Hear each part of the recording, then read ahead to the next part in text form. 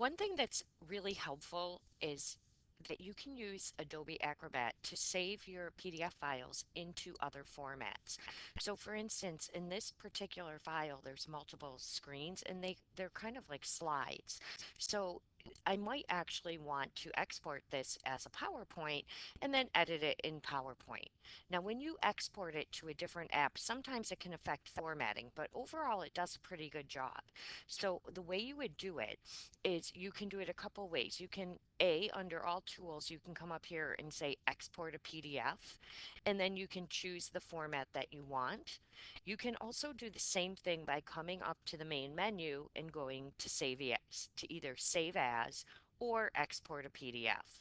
So either one works. If you go to save as, you just have to, you would choose the file location. So let's say I said my desktop, and then I would just have to come down here in the file format and change it to be Microsoft PowerPoint.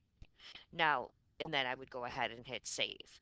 If I wanted to do it from this section, I would say, okay, PowerPoint. I'm going to say convert to PowerPoint, and it's going to give me the same. Where do you want to save it? So I'm going to say my desktop, and it actually had already saved it down here now as PowerPoint presentation. So the difference is if you do save as, just always, or export, just always make sure that here, right before you save it, that you know that this is the file format. You'll also notice that you can also, maybe not from here, but you could have also exported as a Microsoft Word file as well. So I would go ahead and save this, and then you can see that I've actually already saved it. So if I pull it up, this is what it looks like in PowerPoint. And if I notice, if you pull this side by side, the formatting is pretty similar. It did a pretty good job. And now I can just go ahead and edit this in PowerPoint like I would anything else.